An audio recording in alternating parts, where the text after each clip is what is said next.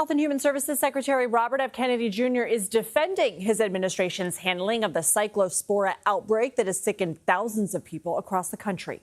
We have done extensive forensics, epidemiological forensics, and we've identified the source of the outbreak. We and the companies that have involved have implemented a recall. His remarks come as the FDA says it still believes the source of the parasitic illness is lettuce from commercial grower Taylor Farms, even after a sample from the company turned out to be a false positive.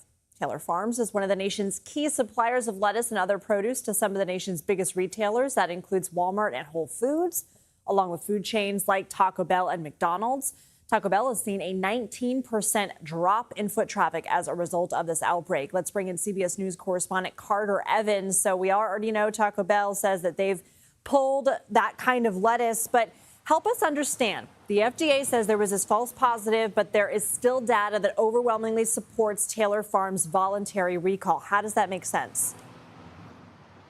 So what they're talking about is the traceback investigation, and we're talking about thousands of people who became sick with this cyclosporiasis outbreak here. So what's been happening is health officials from state and local and federal governments have been interviewing these people one by one, walking them back through what they ate over the last week.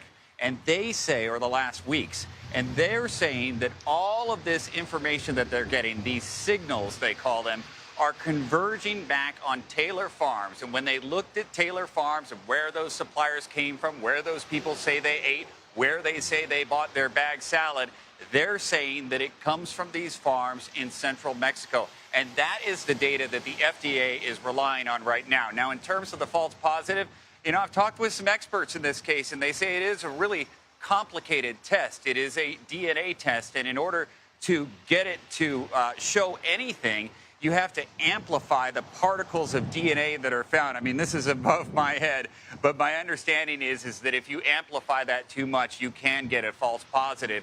And when you think about it, this infected material or contaminated material could have happened weeks or maybe even months ago in a crop that has now been plowed under for another crop. So it might not test positive at the same farm, and that is why officials rely on these traceback tests. Wow, and you spoke with the CEO of Sweet Greens. The company was not impacted, but of course they have to respond. They don't even have iceberg lettuce at their locations, but of course people don't necessarily know the granularity of what kind of lettuce. They just hear lettuce. So how does a company like that respond? They're responding by being open and honest with their customers. Number one, saying they don't get any lettuce from Mexico. And as you said, they don't have any iceberg lettuce on the menu at all.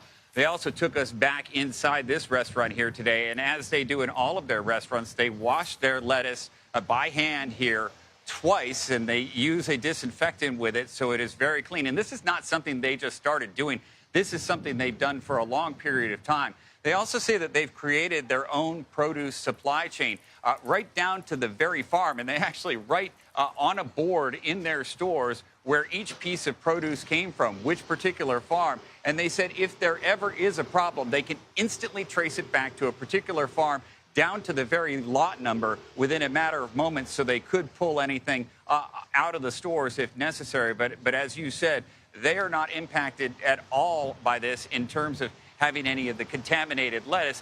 They are impacted by the fallout. And they couldn't tell me how much of a financial impact it's had on the business because this is a publicly traded company. They have an earnings call coming up in a couple of weeks, so they would not talk about the impact. But you can imagine that there has been a significant impact. A lot of people are avoiding lettuce altogether right now. Certainly. And this, for the first time for a lot of us, you're wondering, where does my food come from? Something we don't always think about. Carter Evans, thank you so much.